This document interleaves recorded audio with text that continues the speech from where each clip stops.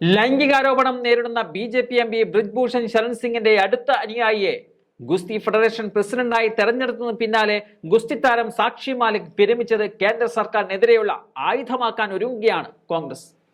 Olympics ഗുസ്തിയിലെ ആദ്യ വനിതാ medal ജേതാവായ സാക്ഷി മാലിക് നീതി ലഭിക്കാത്തതിനെ തുടർന്ന് വിരമിക്കാൻ തീരുമാനിക്കുകയായിരുന്നു. വിരമിക്കൽ പ്രഖ്യാപിച്ച സാക്ഷി മാലിക്കിന് പിന്നാലെ കടുത്ത തീരുമാനങ്ങളാണ് മറ്റുള്ള ഗുസ്തി താരങ്ങളും സ്വീകരിക്കുന്നത്. ഗുസ്തി താരങ്ങൾ പ്രധാനമന്ത്രിക്കും ആഭ്യന്തരമന്ത്രിക്കും പരാതി നൽകിയിട്ടും ഫലമുണ്ടായില്ല.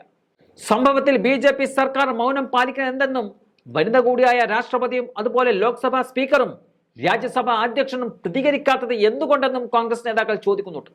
അതിനിടയിലാണ് ഗുസ്തിയിൽ നിന്നും വിരമിക്കൽ പ്രഖ്യാപിച്ച സാക്ഷി മാലിക്കിനെ പ്രിയങ്ക ഗാന്ധി സന്ദർശിക്കുന്നത്. താനൊരു സ്ത്രീ എന്ന നിലയിലാണ് ഒളിമ്പിക്സ് മെഡൽ ജേതാവും ഗുസ്തി താരവുമായ സാക്ഷി മാലിക്കിനെ സന്ദർശിക്കുന്നത് എന്നതാണ് പ്രിയങ്ക പറയുന്നത്. വനിതാ ഗുസ്തി താരങ്ങൾ നേരിട്ട പ്രശ്നങ്ങൾ വെറുപ്പുളവാക്കുന്നതാണ്. നിലവിലെ ബ്രിജ്ഭൂഷൺ സിംഗിനെ പാനൽ ഗുസ്തി ഫെഡറേഷൻ തെരഞ്ഞെടുപ്പിലെ വിജയമടക്കമുള്ള കാര്യങ്ങൾ ഇന്ത്യയിലെ സ്ത്രീകളെ അനാദരിക്കുന്നതിന് തുല്യമാണെന്നും പ്രിയങ്ക പറയുന്നുണ്ട്. സാക്ഷി മാലിക്കിന്റെ വസതിയിലെത്തിയ പ്രിയങ്ക ബജ്രംഗ് പൂനിയ അടക്കമുള്ള കായിക താരങ്ങളുമായി സംസാരിച്ചിരുന്നു. കായിക താരങ്ങൾ മുന്നോട്ട് വെച്ച ആശങ്ക സമരമായി ഏറ്റെടുക്കാനാണ് കോൺഗ്രസിന്റെ തീരുമാനം. കായിക താരങ്ങളെ കേന്ദ്ര സർക്കാർ വഞ്ചിച്ചെന്നാരോപിച്ച് കോൺഗ്രസ് നേരത്തെയും രംഗത്തെത്തിയതായിരുന്നു.